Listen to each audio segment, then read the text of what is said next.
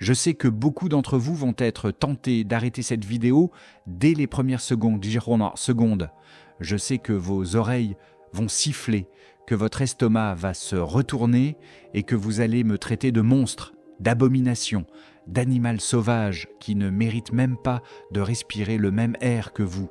Et croyez-moi, vous aurez raison, vous aurez 1000 fois raison car ce que je suis devenu dépasse les limites de l'humain. Je suis une erreur de la nature, un accident spirituel, mais je vous en supplie, ne jugez pas avant d'avoir écouté jusqu'au bout, car l'homme qui vous parle aujourd'hui est déjà mort à l'intérieur. Je suis un cadavre qui marche, un cadavre habillé en costume italien sur mesure, qui roule dans des voitures allemandes blindées et qui vit dans une forteresse de marbre blanc à Cocody, mais qui chaque nuit, quand les lumières de la ville s'éteignent, et que le silence tombe sur Abidjan, descend en enfer, un enfer privé, un enfer familial, un enfer dont la clé est détenue par la seule personne qui était censée me protéger contre tout danger, ma propre mère.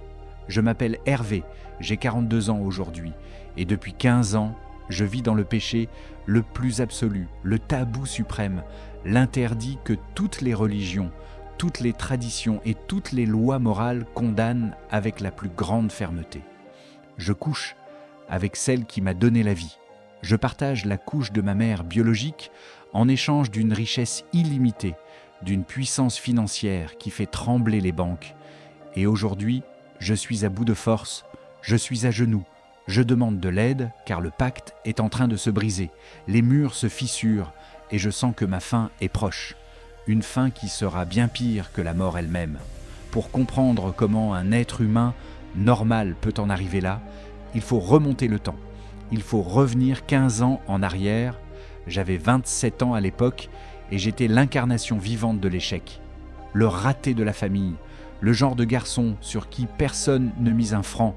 J'avais des diplômes, un master en gestion qui prenait la poussière dans une chemise cartonnée, mais pas de travail, pas d'avenir. Je vivais encore chez ma mère, maman Solange, dans une petite cour commune poussiéreuse de la banlieue de Yopougon, un endroit où la promiscuité et la misère vous collent à la peau comme une seconde nature. On avait du mal à manger 2 fois par jour, le riz blanc sec était notre quotidien, l'électricité était coupée tous les 15 du mois parce qu'on n'arrivait jamais à payer la CIE à temps. Et je voyais mes amis d'enfance, ceux avec qui j'avais joué au ballon dans la poussière, réussir les uns après les autres. Certains partaient en Europe, d'autres construisaient des maisons, d'autres roulaient dans des petites voitures, alors que moi je portais les mêmes chaussures, trouées depuis 3 ans. Je marchais des kilomètres sous le soleil pour déposer des CV qui finissaient à la poubelle. Ma mère, maman Solange, était une femme aigrie par la vie, une femme dure. Mon père nous avait abandonnés quand j'étais petit pour une autre femme plus jeune. Et elle avait reporté toute son ambition, toute sa frustration et tous ses espoirs sur moi, son fils unique. Elle ne supportait pas ma pauvreté. Elle ne supportait pas de voir les voisines changer de pagne chaque dimanche, alors qu'elle portait le même depuis des années. Elle me regardait chaque matin, non pas avec de l'amour, mais avec un mélange de pitié et de dégoût qui me transperçait le cœur plus violemment qu'une lame de couteau. Elle me disait souvent le soir, quand on mangeait à la lueur d'une bougie, « Hervé, regarde les autres, regarde le fils de la voisine d'en face, est-ce qu'ils ont 2 têtes? Pourquoi toi tu ne peux pas nous sortir de la boue? Tu es un homme ou tu es une femme ?» La pression était insoutenable. C'était une torture psychologique quotidienne. J'ai essayé de faire des petits commerces, j'ai vendu des unités téléphoniques, j'ai vendu de la friperie, j'ai essayé de passer des concours administratifs, mais rien ne marchait. C'était comme si une main invisible, une malédiction, bloquait systématiquement toutes mes issues. Dès que je touchais un peu d'argent, un problème surgissait pour me le reprendre. Et un jour, le jour de trop, le jour où tout a basculé, j'ai subi l'humiliation ultime. Il y avait une fille dans le quartier, Clarisse. Je l'aimais en secret depuis des années. Elle était belle, douce, et ce jour-là, j'ai pris mon courage à 2 mains pour l'inviter à boire un jus. Elle a accepté, mais au moment de payer, Je me suis rendu compte que j'avais perdu ma pièce de 500 francs. C'était tout ce que j'avais. La vendeuse a commencé à crier, les gens se sont retournés et Clarisse m'a regardé avec un mépris glacial. Elle a sorti l'argent de son sac, a payé et m'a dit devant tout le monde « Si tu ne peux même pas payer un jus, ne dérange pas les enfants des gens, va chercher du travail. » Et elle est partie en riant avec ses copines. Je suis rentré à la maison en pleurant de rage. Je voulais mourir. Je voulais que la terre s'ouvre pour m'engloutir. Ma mère était là, assise dans le noir, dans le salon. Elle m'a entendu pleurer. Elle m'a regardé longuement. Un regard que je n'avais jamais vu auparavant. Un regard froid, calculateur, dépourvu d'émotion maternelle. Et elle a posé sa main sur mon épaule, une main lourde. Et elle m'a dit cette phrase qui a scellé mon destin pour l'éternité. « Mon fils, sèche tes larmes. Il y a des routes que les lâches n'empruntent pas. Mais si tu es courageux, si tu es un vrai homme, je connais un chemin, un raccourci. Il faut juste être prêt à tout partager avec moi, absolument tout, corps et âme. » Je n'ai pas compris sur le coup. Mon esprit était trop embrouillé par la honte. Je pensais qu'elle parlait d'un commerce illégal, de drogue ou d'une tontine risquée. J'ai dit « Oui, maman, je suis prêt à tout. Je veux juste qu'on arrête de souffrir. Je veux qu'il nous respecte. » 2 jours plus tard, très tôt le matin, avant même que le soleil ne se lève, nous sommes partis. Nous avons pris un car pour une destination que je ne connaissais pas. Nous avons roulé pendant des heures vers l'ouest, vers la frontière. Puis nous avons pris des motos-taxis sur des pistes de terre rouge pour finir à pied dans une forêt dense, une zone où même les oiseaux ne chantent pas, où l'air est lourd et oppressant. On est arrivé tard dans la nuit chez un homme, un féticheur qu'elle semblait connaître, un vieillard aux yeux vitreux, assis au milieu de crânes d'animaux et de canaris fumants. Il ne m'a même pas regardé, il a juste parlé avec elle dans une langue ancienne que je ne comprenais pas. Ils ont discuté longtemps. Ma mère semblait négocier, elle était déterminée, elle ne tremblait pas. Puis le vieux s'est tourné vers moi. Il m'a fixé et a dit d'une voix rocailleuse « Tu veux briller ? Tu veux que l'argent t'obéisse comme un chien obéit à son maître ? Tu veux que ceux qui t'ont humilié rampent à tes pieds ?» J'ai hoché la tête frénétiquement, aveuglé par ma soif de revanche. Et c'est là qu'il a sorti le secret, l'abomination. Il a dit que ma chance était bloquée depuis la naissance, que mon étoile était éteinte et que pour la rallumer, pour débloquer le fleuve de l'argent, je devais retourner à la source, littéralement, physiquement, que l'énergie de la richesse devait circuler en circuit fermé entre la mère et le fils. Sur le moment, mon cerveau a refusé de comprendre. J'ai cru à une métaphore, une image spirituelle complexe. J'ai pensé qu'il fallait faire des sacrifices d'animaux ensemble ou se laver avec les mêmes potions. Mais ma mère m'a pris la main. Sa main était moite, tremblante mais ferme. Elle m'a tiré vers une petite case sombre derrière la cour du féticheur. Et elle m'a dit droit dans les yeux « Hervé, tu as dit que tu étais prêt, on va le faire. C'est le seul moyen, c'est juste nous deux. Personne ne saura jamais. C'est notre secret pour régner sur ce monde. C'est un acte de pouvoir. » J'ai voulu fuir, vomir, crier. Mon instinct me hurlait de courir dans la forêt et de ne jamais revenir. Mais la pauvreté est une prison mentale terrible. J'ai pensé à mes dettes. J'ai pensé aux moqueries de Clarisse. J'ai pensé à la vie de roi qu'on me promettait.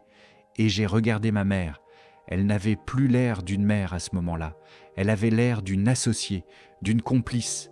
Il y avait une lueur de cupidité démoniaque dans ses yeux qui a éteint ma conscience. Nous avons fait le rituel cette nuit-là, dans cette case qui sentait le sang séché et l'encens, sous le regard des statues de bois effrayantes. Je ne vous décrirai pas l'acte dans les détails, car c'est l'abomination suprême. C'est contre nature, c'est violer les lois de la création. Mais je peux vous dire que cette nuit-là, quelque chose est mort en moi. Mon âme s'est déchirée comme un morceau de tissu. Et quand je suis sorti de là au petit matin, je ne marchais plus comme un homme. Je marchais comme une chose, une coquille vide, remplie de honte et de ténèbres. Le retour en ville fut silencieux, un silence de plomb, un silence de mort dans le car. On ne se regardait pas, on ne se parlait pas, chacun regardait par la fenêtre, perdu dans ses pensées. Mais dès le lendemain, Le miracle maudit a commencé, comme promis.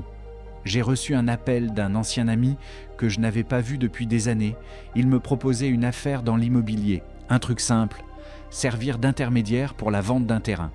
J'ai fait 2 coups de fil et le soir même, j'ai touché ma première commission, 5 millions de francs CFA en liquide, dans un sachet noir. 5 millions, je n'avais jamais vu autant d'argent de ma vie. Ma mère a pris le sachet, elle a compté les billets avec une frénésie qui m'a fait peur. Elle a souri. Et pour la première fois, j'ai vu que son sourire n'était plus celui de ma mère, c'était le sourire du diable. J'ai cru que c'était fini, que c'était un sacrifice unique, une épreuve ponctuelle, un baptême sombre pour sceller le pacte et ouvrir les portes.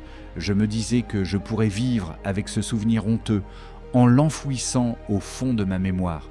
Mais c'est là que le piège s'est refermé. C'est là que j'ai compris que j'avais signé pour l'éternité. 1 mois plus tard, l'argent a commencé à diminuer, les affaires bloquées, les téléphones ne sonnaient plus et une nuit, ma mère est venue dans ma chambre. Elle a fermé la porte à clé, elle s'est assise sur mon lit et elle m'a dit d'une voix douce mais glaciale : « Le réservoir est vide, mon fils, il faut remettre de l'essence, les génies ont faim. » J'ai compris avec horreur que ce n'était pas un acte unique, c'était un abonnement, une condition perpétuelle, un loyer mensuel à payer. Pour que l'argent coule, il fallait entretenir l'inceste, il fallait souiller le lien sacré mère-fils régulièrement, à chaque nouvelle lune, ou à chaque fois que je voulais signer un gros contrat, il fallait réactiver l'énergie par le péché. Au début, c'était difficile. Je pleurais pendant l'acte. Je devais boire de l'alcool fort pour oublier. Je me droguais pour ne pas voir son visage, pour ne pas penser que c'était la femme qui m'avait allaité, qui m'avait changé les couches. Mais elle était patiente, elle me guidait. Elle me disait « Fais-le pour nous, fais-le pour ta Maybach, fais-le pour ta villa. » Et avec le temps, et c'est ça le plus effrayant, c'est ça qui me terrifie aujourd'hui quand j'y pense, l'habitude s'installe, l'horreur devient routine, le monstrueux devient banal. Les années ont passé, 5 ans, 10 ans, 15 ans. Je suis devenu immensément riche, indécemment riche. Tout ce que je touche se transforme en or. J'ai construit des cités entières. J'ai des investissements dans le pétrole. J'ai des comptes cachés à Dubaï et à Monaco. Je suis respecté, craint. Les gens m'appellent président, boss, le magnate. Ils admirent ma réussite. Ils envient ma vie sur les réseaux sociaux. Ils disent « Dieu l'a béni ». Mais s'ils savaient, mon Dieu, s'ils savaient que le prix de mes costumes italiens, c'est la sueur de l'inceste, s'ils savaient, Minna, que ma bénédiction vient des profondeurs de l'enfer. Le pacte a des règles strictes que le vieux sorcier nous avait données. Je n'ai pas le droit de me marier, je n'ai pas le droit d'avoir des enfants, car toute mon énergie vitale et sexuelle doit être réservée à la source, c'est-à-dire ma mère. J'ai essayé au début d'avoir des relations normales. J'ai rencontré des femmes magnifiques, des mannequins, des intellectuels attirés par mon charisme et mon argent, mais c'est impossible. Je suis impuissant avec les autres femmes. C'est le verrou mystique. Mon corps ne réagit qu'avec elles. Ou alors, si j'essaie de forcer, si je prends des médicaments, les filles tombent gravement malades dès qu'elles entrent dans ma vie. Elles font des cauchemars où elles voient une vieille femme les étrangler. Elles ont des accidents bizarres. Elles finissent par fuir en disant qu'il y a une présence froide et maléfique dans ma maison. Je suis condamné à la solitude affective. Je suis un prisonnier de luxe, enfermé dans cette cage dorée avec ma geôlière. Et parlons d'elle, parlons de maman Solange, car c'est là que réside le véritable cœur de l'horreur. L'argent et le péché l'ont transformée physiquement et mentalement d'une manière qui défie la science. Elle a aujourd'hui 65 ans. Elle devrait être une grand-mère paisible, mais elle en paraît 40 à peine. C'est une jeunesse artificielle malsaine. Elle s'habille comme une jeune fille de 20 ans. Elle porte des perruques brésiliennes jusqu'aux fesses, des faux ongles, des bijoux hors de prix. Elle a fait refaire ses dents, sa poitrine, ses fesses. Elle voyage en première classe pour faire du shopping à Paris et à Milan. Elle est devenue tyrannique, insatiable, cruelle. Au début, elle semblait subir le rite comme moi, comme une nécessité désagréable, mais depuis quelques années, j'ai l'impression qu'elle y prend goût, non pas par plaisir charnel, non, mais par pur plaisir de domination. Elle sait qu'elle me tient, elle sait que je suis son esclave, sa chose. Quand je refuse, quand je suis fatigué, quand je dis que je n'en peux plus, que je veux tout arrêter, elle change de visage, elle devient une furie, elle me menace, elle crie « Tu veux retourner dans la poussière, tu veux retourner vendre des unités à Yopougon, si tu arrêtes, tout s'écroule et tu mourras dans la semaine qui suit, c'est ce que le prêtre a dit, tu m'appartiens ». Elle est devenue le véritable monstre de cette histoire. Elle organise nos rencontres avec une froideur administrative terrifiante. Elle m'appelle dans sa chambre via l'interphone de la villa comme on appelle un employé de maison. Et je dois m'exécuter, monter les escaliers de marbre comme on monte à l'échafaud, le ventre noué, la nausée au bord des lèvres, en fixant le plafond pour ne pas croiser son regard qui brille d'une lueur triomphante. Mais si je fais cette vidéo aujourd'hui, si je prends le risque de tout perdre en brisant le silence sous couvert d'anonymat, c'est parce que nous sommes arrivés à un point de non-retour, un point où l'horreur a franchi un nouveau cap. Depuis 6 mois, ma mère est malade, mais ce n'est pas une maladie naturelle. Les médecins en Europe ne comprennent pas ce qu'elle a, ils parlent de nécrose des tissus, de maladies auto-immunes rares. Sa peau commence à pourrir par endroits, elle a des plaques noires sur le dos, sur les jambes. Elle dégage une odeur pestilentielle, une odeur de viande avariée et de soufre que même les parfums de luxe les plus forts ne peuvent plus cacher. Elle perd ses cheveux, ses dents se déchaussent, elle a des plaies qui ne guérissent pas et qui suintent un liquide noir. Et pourtant, malgré son état, malgré la pourriture qui la gagne, elle exige que le rituel continue. C'est insoutenable. Je dois toucher un corps en décomposition. Je dois m'unir à un corps qui meurt mais qui refuse de mourir. Un corps qui suinte le mal. Le prêtre du village, celui qui nous avait fait le pacte, est mort l'année dernière. Nous n'avons plus d'intermédiaire. Nous sommes seuls face à l'entité que nous avons nourrie pendant 15 ans et qui réclame son dû. J'ai essayé de m'enfuir le mois dernier. J'ai cru que je pouvais briser la chaîne par la distance. J'ai pris un jet privé pour Dubaï. J'ai éteint tous mes téléphones. Je me suis enfermé dans une suite au 40e étage. Je voulais juste respirer, juste dormir une nuit seule. Mais le pacte ne connaît pas de frontières. Dès la 2e nuit, j'ai été réveillé par une douleur atroce dans la poitrine, comme si on m'arrachait le cœur. J'ai commencé à cracher du sang, des caillots noirs. Je ne pouvais plus respirer. Au même moment, j'ai reçu un mail de mon gestionnaire. Mes comptes bancaires à l'étranger ont été gelés pour enquête et à Abidjan, un de mes immeubles en construction, un projet de plusieurs milliards, s'est effondré mystérieusement en pleine nuit, faisant des blessés. C'était l'avertissement, la laisse qui se tendait. Ma mère m'a appelé sur le téléphone de l'hôtel. Je ne sais même pas comment elle a eu le numéro et elle m'a dit d'une voix sifflante « Reviens, ou tu mourras là-bas ».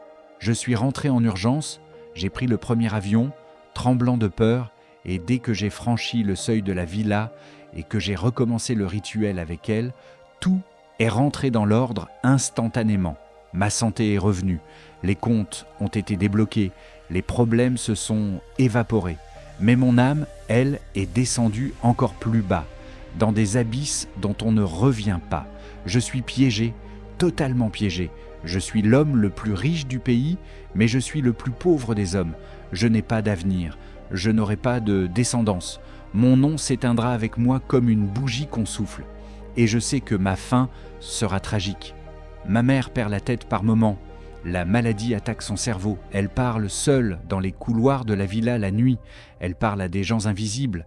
Elle rit toute seule. Elle dit que ils sont là, qu'ils en demandent plus, qu'il faut peut-être sacrifier autre chose maintenant, peut-être des vies humaines, peut-être des employés. Elle me regarde parfois avec des yeux de prédatrice, des yeux qui ne sont plus les siens, comme si j'étais le prochain repas, comme si elle envisageait de me manger pour prolonger sa propre vie. J'ai peur de dormir car je fais des cauchemars où je vois des serpents sortir de ma bouche. J'ai peur de mourir car je sais ce qui m'attend de l'autre côté, mais j'ai encore plus peur de vivre comme ça une année de plus, une semaine de plus. Je regrette amèrement. Je regrette la pauvreté, je regrette le temps où je mangeais du pain sec, mais où je pouvais me regarder dans un miroir sans avoir envie de cracher sur mon reflet. Je donnerai tout, mes milliards, mes villas, mes voitures, pour revenir à cet instant précis où elle m'a proposé ce pacte il y a 15 ans et lui dire non, lui hurler non, lui dire que je préfère mourir de faim dans la dignité que de vivre en roi dans la honte absolue. Je vous le dis, vous les jeunes qui m'écoutez, vous qui êtes éblouis par le broutage, par le zamou, par les voitures qui brillent, par le champagne qui coule à flots dans les boîtes de nuit, par la vie facile qu'on vous montre sur Instagram et TikTok, ne cherchez pas à savoir ce qui se cache derrière les murs des villas huppées. Ne cherchez pas à comprendre l'origine de certaines fortunes soudaines et inexpliquées, car parfois, le prix à payer est votre humanité, votre âme, votre essence même. Ces pactes existent, ce n'est pas du cinéma, ce n'est pas des légendes de village pour faire peur aux enfants. C'est une réalité sombre et gluante qui détruit des lignées entières dans nos capitales modernes. Aujourd'hui, je suis un homme traqué. Je cherche une issue, je cherche un homme de Dieu, un vrai, pas un charlatan qui veut mon argent, pas un marabout qui va me demander d'aggraver mon cas, mais quelqu'un qui a la puissance spirituelle pour briser un lien de sang souillé, quelqu'un qui peut affronter ce qui vit dans ma maison et dans le corps en putréfaction de ma mère. Je sais que je risque ma vie en parlant, je sais que si ma mère découvre que j'ai raconté notre secret au monde entier, elle est capable de me tuer mystiquement en une seconde. Mais je n'ai plus le choix, le vase est plein, il déborde de sang, de pus et de larmes. Aidez-moi, conseillez-moi, je ne vous demande pas de l'aide pour sauver ma fortune, je m'en fiche qu'elle brûle, je m'en fiche de retourner à la rue, je m'en fiche de finir en prison. Je veux juste sauver mon âme avant qu'il ne soit trop tard. Je veux juste pouvoir dormir une nuit sans sentir l'odeur de ma mère. Je veux juste pouvoir regarder une femme sans avoir envie de vomir. Je veux être libre. Je suis Hervé, le fils maudit, l'amant de sa mère, le milliardaire pauvre, le monstre de Cocody. Et ceci est mon appel de détresse, mon dernier cri lancé comme une bouteille à la mer dans l'océan d'Internet avant que je ne sombre définitivement. Si vous connaissez une prière puissante, une méthode de délivrance, une église, une mosquée, un temple capable de défaire les nœuds de l'inceste rituel et de combattre les démons de la richesse, dites-le moi en commentaire. Ne m'insultez pas, s'il vous plaît. Ne gaspillez pas votre énergie à me maudire. Je me suis déjà maudit moi-même 1000 fois chaque jour depuis 15 ans. Ayez pitié d'un homme qui s'est perdu en cherchant la lumière et qui a trouvé l'obscurité éternelle. C'était mon histoire, c'était ma confession. Que Dieu, s'il m'écoute encore, ait pitié de nous. Merci d'avoir écouté Storydrum jusqu'au bout. Partagez cette histoire massivement pour que personne jamais ne fasse le même choix que moi. Abonnez-vous pour soutenir la chaîne et la vérité et surtout, priez. Priez fort pour moi, car le mal rôde ce soir dans ma maison et il a le visage de celle que j'aurais dû aimer comme une mère.